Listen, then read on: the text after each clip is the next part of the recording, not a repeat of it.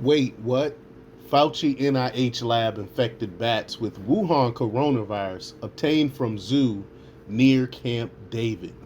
The plot thickens. The plot thickens. We're finding out more information pertaining to COVID 19 and possibly where it came from. And we still really don't know where it came from, even though uh, some people in China say that it came from actually our military. I remember them stating that before.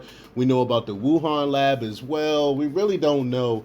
But one thing we do know is that whatever Fauci says, we can't trust.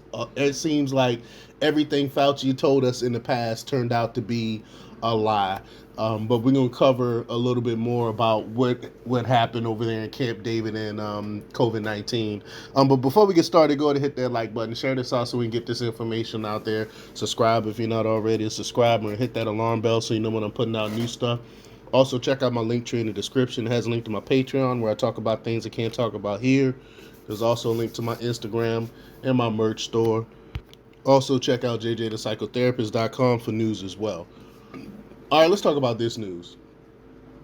Just 15 minutes away from the Camp David presidential retreat, an underperforming zoo supplied the National Institute of Health with several bats, infecting them with a coronavirus sourced from the same Chinese lab suspected by some federal agencies to be responsible for the SARS-CoV-2 outbreak.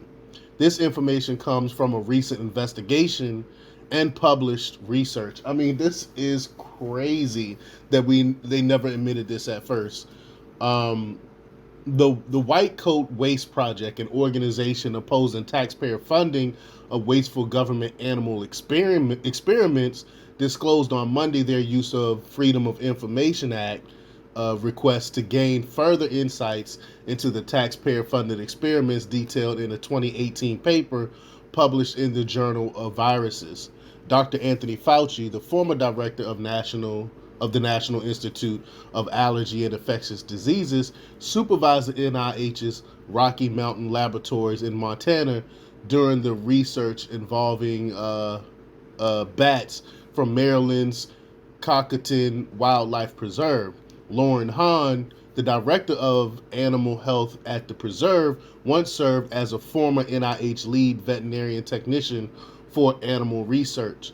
The virus's paper, authored by researchers from the Montana lab and Ralph Barrick, a collaborator from the Wuhan Institute of Virology, affiliated with the University of North Carolina, determined that the SARS-like WIVI coronavirus, originally isolated from Chinese rufous horseshoe bats, couldn't induce a robust infection in the 12 Egyptian fruit bats obtained from the zoo. Subsequently, 4 of these bats were euthanized and subjected to testing. While the paper doesn't specify which zoo employee authorized the transfer of the bats to the NIH, the White Coat Waste Project suspects that Lori Hahn played a pivotal role. The organization used screenshots from her LinkedIn profile but refrained from naming her in a blog post on the investigation to preserve privacy and emphasize the accountability of government officials. Lori Hahn has frequently been identified as the zoo's curator dating back to 2017, a role that encompasses tasks such as acquiring animals, transferring animals, conducting research, and managing the zoo's animal population. The involvement of Hahn is especially plausible given her personal history with the NIH, her former employer.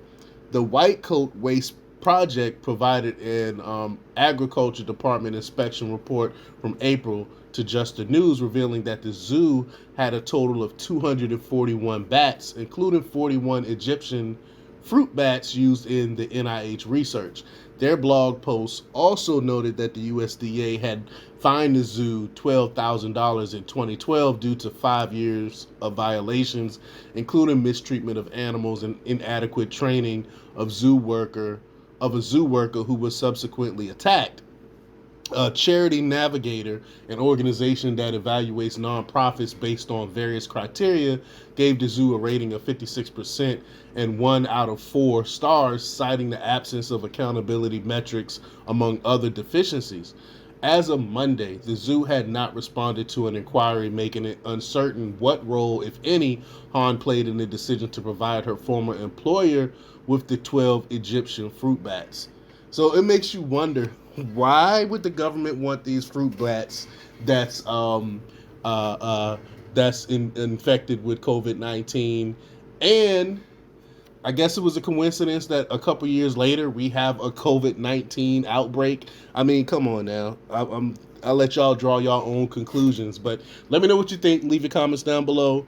Like, share, and subscribe, and check out jjthepsychotherapist.com for the latest in news. Until next time, peace.